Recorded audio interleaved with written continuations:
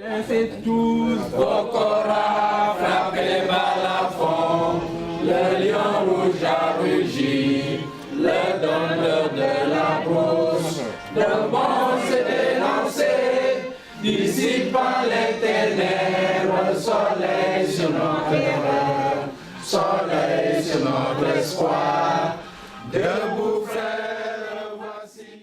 En ce 54e anniversaire de l'accession à la souveraineté du Sénégal, nous allons faire aujourd'hui le lancement officiel de la 2e édition du Mois du Sénégal, dont le thème est au rendez-vous du donner et du recevoir, pour magnifier notre enracinement dans notre culture africaine et aussi notre ouverture dans ce pays, le Québec, qui nous a accueillis. Je vais donner la parole au président qui va faire le mot de bienvenue.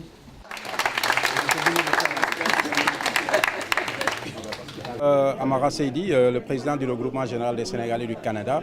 Alors nous sommes là aujourd'hui pour lancer le mois du Sénégal, donc édition 2014. C'est la 2e édition, donc la première c'était en 2012. L'objectif du mois du Sénégal, c'est en fait, il y a un objectif économique bien entendu et un objectif culturel.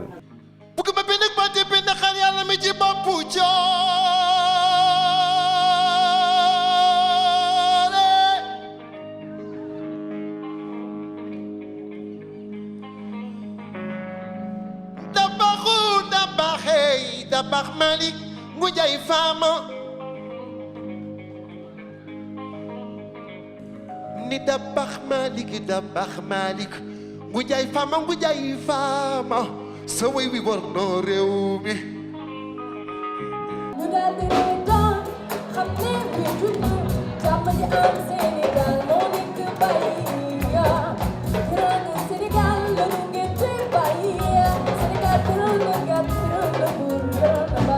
Je suis venue là assister au Sénégal, Journée du Sénégal ici au Canada, pour vraiment présenter l'album et rencontrer aussi le public sénégalais et aussi le public canadien.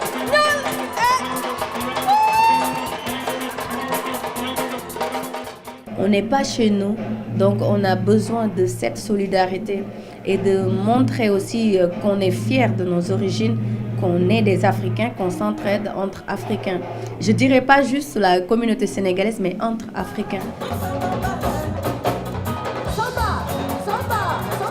Dr Cheikh Tidiane Gadio, ancien ministre d'État, ministre des Affaires étrangères du Sénégal et président de l'Institut panafricain de stratégie, paix, sécurité et gouvernance. Et donc notre institut s'implique sur les questions panafricaines, les questions de la diaspora. Et nous pensons que cette initiative de la diaspora sénégalaise est excellente. Et elle devrait être inspirée quasiment tous les autres frères et sœurs du continent dans leur association nationale comme dans une sorte d'association supranationale, une panafricaine de tous les compatriotes du continent pour que vous mettiez vos énergies, vos compétences ensemble au service de vous-même bien entendu, mais au service de l'Afrique. La particularité de cette édition, c'est qu'elle s'étale pendant tout le mois avec plus d'une vingtaine d'activités, ce qui n'a jamais été fait.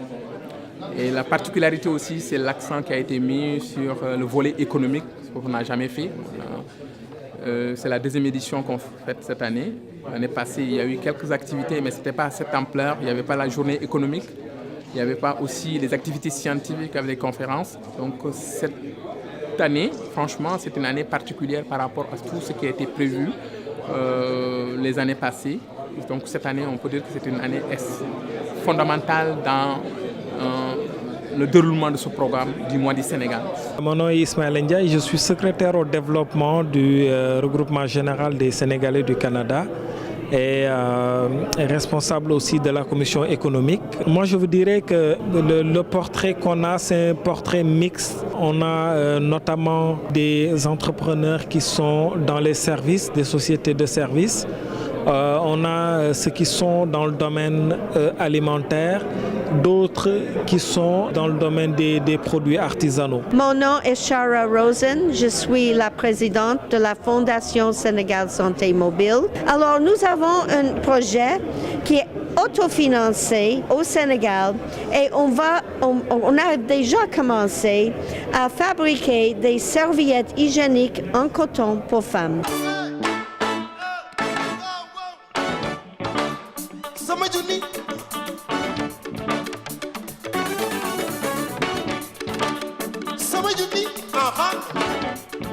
Je suis là pour représenter et le Sénégal et être auprès de nos compatriotes qui sont là. Comme vous savez que le chef de l'État les appelle l'autre région du Sénégal, c'est l'une des régions du Sénégal que constitue la diaspora. Et c'est au centre de ses priorités que de se rapprocher des Sénégalais de l'extérieur, de voir comment ils évoluent dans leurs pays respectifs et de voir comment les accompagner. Et c'est notre rôle. Il faut en sorte à faire donner une image du Sénégal la plus belle possible et faire la promotion des possibilités d'investissement qu'il y a au niveau du Sénégal, intéresser le peuple, le pays où nous sommes, qui est le Canada, qui est un partenaire de premier plan, faire en sorte que ceux qui évoluent ici puissent avoir des relations privilégiées, encore privilégiées qu'ils ne le sont. Mais je crois que nous ne pouvons que l'encourager et être fiers, comme je l'ai dit au début.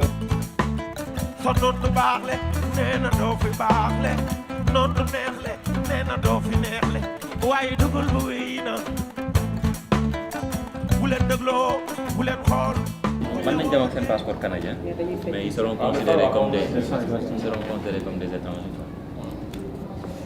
Ici, c'est bien le service consulaire. C'est ça, le service consulaire de l'ambassade du Sénégal à Ottawa. Ok, c'est quoi l'importance de prendre une journée comme celle-ci pour régulariser la situation des Sénégalais au Canada? En fait, ça nous permet d'être proches de nos compatriotes pour que sur le plan administratif, ils aient tous les documents dont ils ont besoin. Il y a un fait ici, la communauté est majoritairement basée à Montréal, alors que nous, l'ambassade, est basée à Ottawa. Il y a un petit problème de décalage, mais nous essayons, avec les moyens dont dispose ce pays, de réduire la distance qu'il y a et de profiter de certaines occasions pour nous déplacer, venir à Ottawa, à Montréal, comme nous l'avons fait aujourd'hui, pour que les doléances soient prises en compte. Nous sommes un service public, donc nous sommes là pour les citoyens. Donc si nous recevons une demande ou bien des demandes émanant de la communauté, nous faisons le devoir d'y répondre. Là, les Sénégalais l'avaient exprimé, c'est aussi notre souhait, c'est pourquoi nous profitons de cette occasion, à chaque fois qu'il y a un besoin de ce genre, pour répondre favorablement aux demandes de notre communauté. C'est une journée, c'est très intéressant pour nous parce que ça nous facilite les choses. Moi, j'étais venu surtout pour mes enfants qui sont nés ici, donc leur donner leur nationalité sénégalaise aussi. Donc c'est toujours une occasion qui nous permet vraiment et puis qui nous facilite les choses aussi. C'est important pour vous que vos enfants aient la nationalité sénégalaise, même s'ils sont nés au Canada? Oui, c'est très important, surtout que je crois que c'est un privilège parce que le Sénégal permet la double nationalité. Il y a d'autres pays qui n'ont pas cette chance-là. Donc les enfants, ils sont canadiens, ils sont sénégalais, donc c'est un plus pour eux.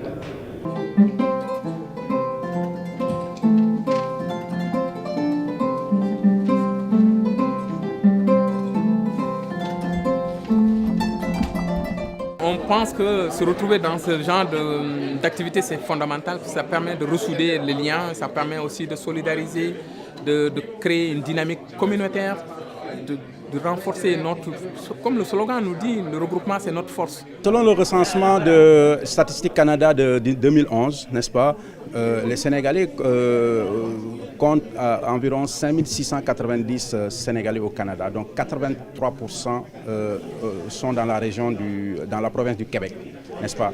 Et sur ce nombre, donc, il y a 73% qui est dans la région métropolitaine, donc dans la grande région de Montréal. Alors, c'est sûr que depuis 2006, le visage de l'immigration a beaucoup changé, n'est-ce pas? Au début parce qu'il y avait des étudiants, mais maintenant ce sont des familles qui viennent, donc qui quittent le Sénégal, il y a des familles qui quittent en Europe, d'autres qui viennent des États-Unis pour venir s'installer. Et donc la moitié, n'est-ce pas, de ce nombre est installé dans les 8 dernières années, donc depuis 2006 là. Donc c'est pour vous dire que c'est une immigration récente, mais c'est une immigration qui s'accélère. Et on est la deuxième communauté après les Congolais, n'est-ce pas, en Afrique subsaharienne, dans la région métropolitaine de Montréal. Wow.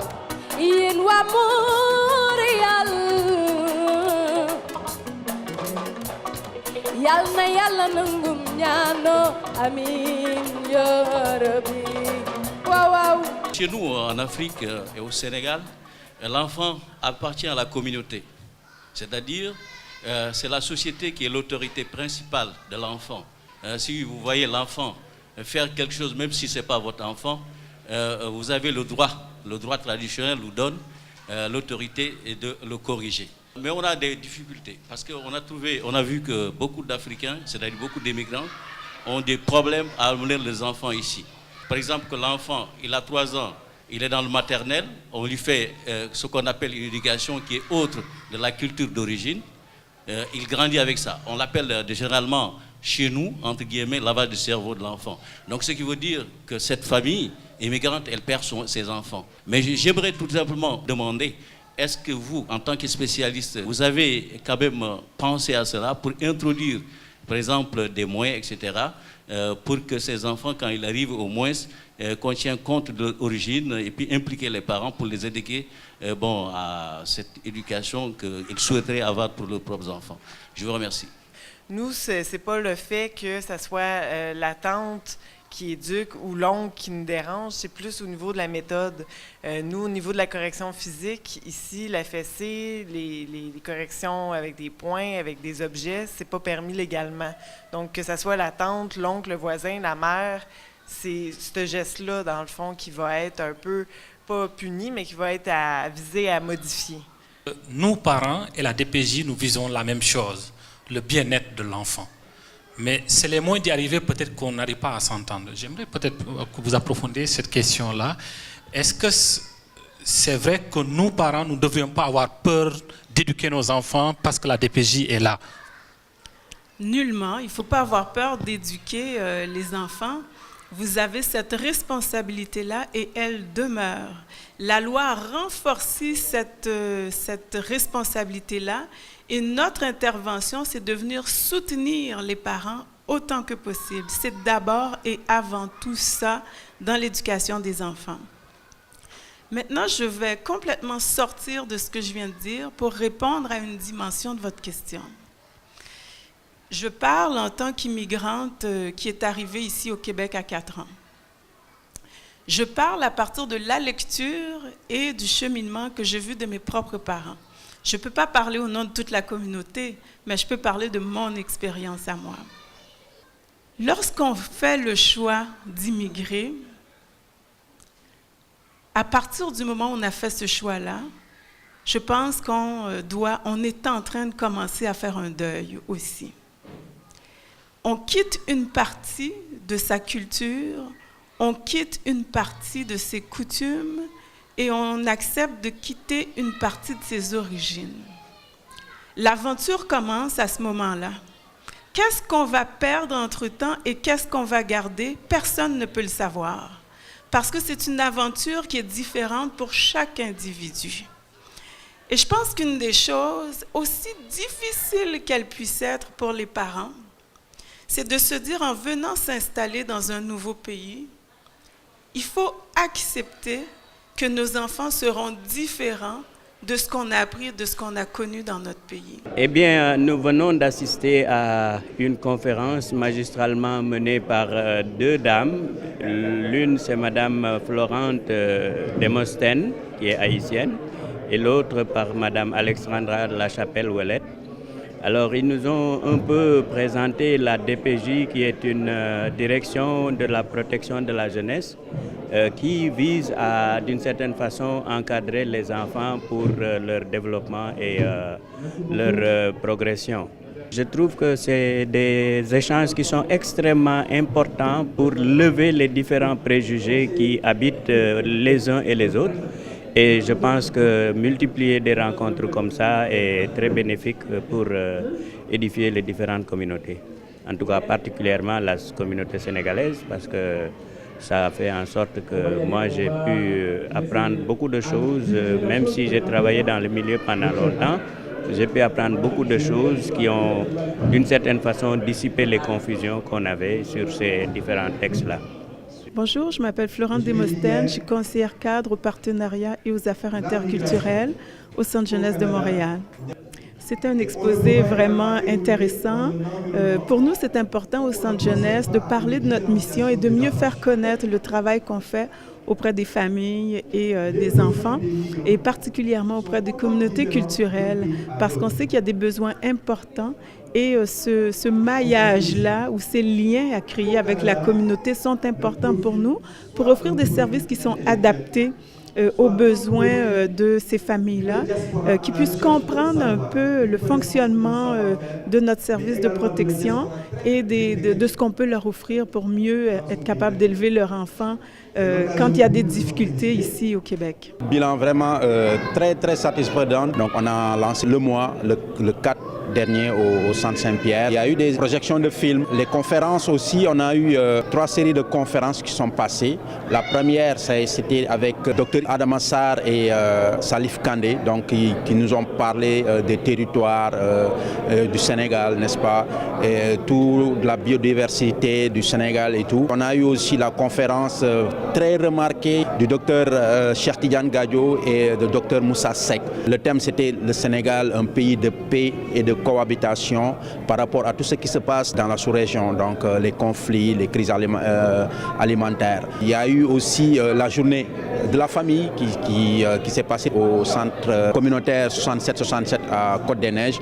C'était quand même un moment de rassemblement, un moment de partage, de rencontre, où on a eu des familles qui se sont rencontrées, des gens qui ont partagé des moments de bonheur. Et c'était l'occasion aussi de faire des échanges avec la direction de la protection de la jeunesse, n'est-ce pas, qui est un organisme québécois qui s'occupe de la protection des enfants ici. Dans les conférences, il y a eu une rencontre avec les auteurs sénégalais qui habitent ici. Le directeur aussi des Sénégalais de l'extérieur est passé. Il y a eu, qui nous a fait quand même une brillante présentation des projets, des réalisations de son département et de son ministère. Donc voilà à peu près tout ce qui s'est passé jusqu'à présent. Au nom du regroupement général des Sénégalais du Canada, au nom de toute la communauté sénégalaise, Malamé Drapeau. Je suis très très content d'être là, absolument content d'être là en présence de vous tous, en présence de son Excellence. Son Excellence, vous êtes moitié tout couleur, vous, hein? Doudegue. Mais comment on a fait pour se faire rouler par les tout couleurs comme ça au Sénégal? Non mais c'est vrai, ils sont partout, les Fofana, les Sérères, ils ont dormi.